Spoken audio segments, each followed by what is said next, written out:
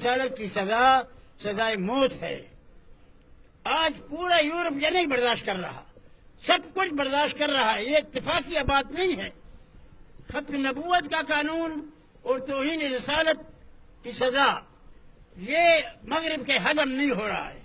یہ سزا معاف کرنا یہ توہین رسالت ہے۔ جو بغیرت عدالت اپنے معمولی بات پر توہین عدالت کہ ہماری توہین ہو گئی، اپنی توہین کا ان کو بڑا فکر ہوتا ہے، اور لوگوں کو بلاتے ہیں اور ذلیل کرواتے ہیں کہ تم نے عدالت کی توہین کی ہے، لیکن توہین رسالت ان کے نزدیک کوئی جرم نہیں ہے۔ میں کہتا ہوں ان ججوں نے آئین سے غداری کی ہے، آئین کی خلاف ورزی کی ہے، اور ان ججوں نے رسالت کی توہین کر کے آئین سے بغاوت کی ہے۔ میں سمجھتا ہوں کہ ان توہین رسالت کرنے والے ججوں کو نہ صرف یہ کہ معطل کیا جائے، بلکہ وہ آئین کا جو دفعہ ہے توہین رسالت کا، جس کی سزا قتل ہے، وہ سزا ان ججوں پر نافذ کی جائے۔ نعرہ تکبیر، نعرہ تکبیر، ناموس رسالت، قانون ناموس رسالت۔ جب تک ان ججوں کو توہین رسالت کی سزا نہ ہو، یہ بدبخت انسان تھا، یہ نثار ثاقب، اس نے بڑا نام کمایا تھا اور بڑے سخت اقدامات کر رہا تھا، بڑے بڑے ظالموں کے خلاف، اور بڑے بڑے چوروں کو پکڑ رہا تھا، وزراء کو پکڑ رہا تھا۔ تو ہم نے کہا یہ تو اللہ نے گویا بڑا کوئی فرشتہ بھیجا ہے، لیکن وہ فرشتہ شیطان نکلا، وہ ابلیس کا بچہ نکلا۔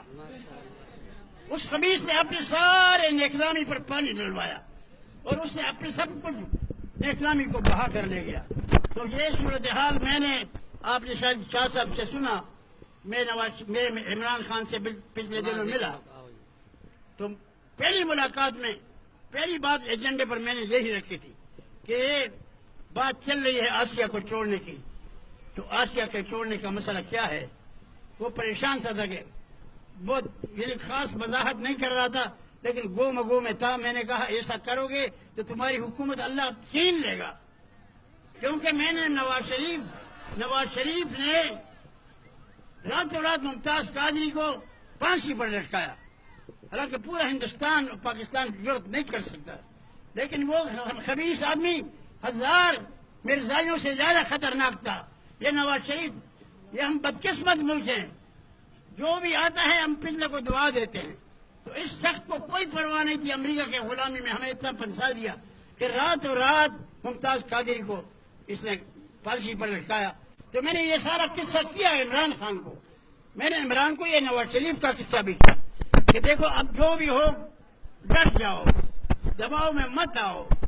تو اب یہ ججوں کا جو آیا ہے ہمارے اوپر ایک عذاب، ان ججوں کو سزا دی جائے، اور میں کہتا ہوں کہ عمران خان ڈٹ جائے، ان ججوں کو معزول کر دے یا یہ فیصلہ واپس دلوائے۔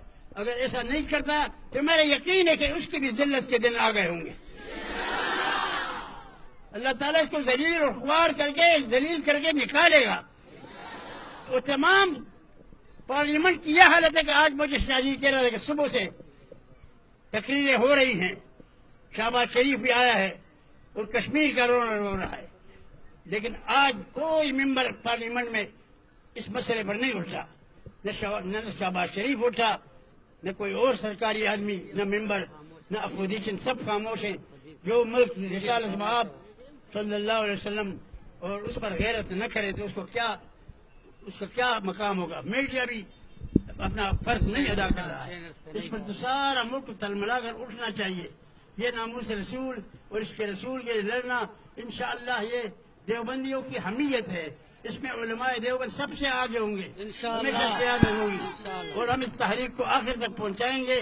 اور جب تک وہ ظالموں کو، ان ججوں کو سزا نہ دی جائے تو اس وقت تک ہم آرام سے نہیں بیٹھیں گے۔ اللہ تعالیٰ آپ اور ہم سب کا حامی ہو۔